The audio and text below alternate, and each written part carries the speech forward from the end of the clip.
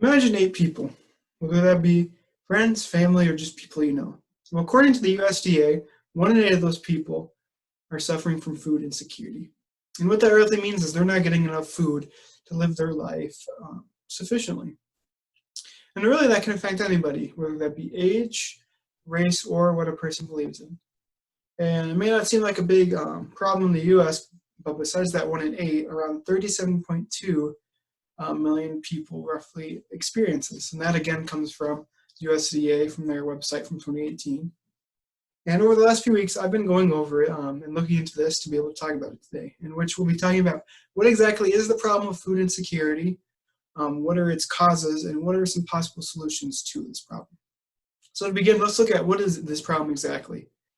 And according to allafrica.com, one for experience hunger, food insecurity is essentially people not getting enough food to eat, or they are getting food, but it is not nutritious, safe, or sufficient. So with that, as I said, many people can be affected by it, but there are specific people that are more so affected than others. Those specifically affected for sure are children, in which, depending upon what state they are in the United States, can be from 10% to 24% of a state's child population. And with that, up to 84% of those children are usually from more rural areas. That info comes from PR Newswire, from children more likely to be food insufficient. Was the title of that article, published in 2019. From the other people that are more likely to become affected by this are lower income families or people, people going through schooling, or elderly people are more affected as well. And that comes from Adam Holmes on his article, General Students Confront Food Insecurities, in his article that was published in 2016. So besides who more specifically is affected, what are the effects of food insecurity? Well, there are physical and mental effects of it, whether that be malnutrition, obesity, or stress and anxiety. However, a more simple way to put it can be described as food insecurity robs children of energy and potential, but also stretches out family and decreases opportunities. So overall, really a bad thing to go through. And with that, that comes from an article titled I Fell on Hard Times, from Peter Hagart, that was published in 2019. So with that, that's what the problem is. What are its causes? And that can be seen in two things. The first is costs, and that can be from whether that be high costs in insurance, housing, vehicles, or food itself. And all those in itself make divvying up what to spend money on harder. And a lot of times, food is what falls. And so that's one of the main causes. And that comes from Agriculture Weekly, with their title article, Feeding America Gets Harder, from 2017.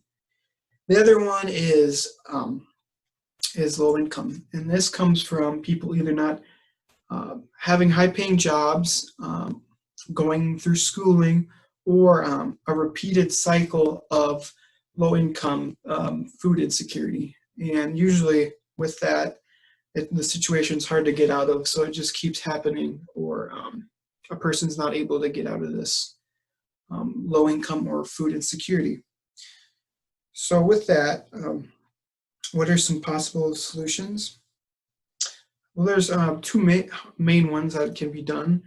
The first one is reaching out to the government and our representatives and talking to them, and helping support programs that either help with food insecurity or helps with education or costs, and just overall helping benefit people to rise out of the situation.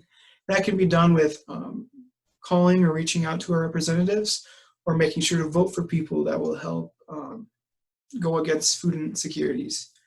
However, a more action one that can be taken can be seen with this picture, and that is helping with food banks, or lunch programs, and other similar organizations that help fight food insecurity. And with this, these aren't as time-consuming or hard. They're something usually you can help with right away, whether that be volunteering, giving money, or giving food.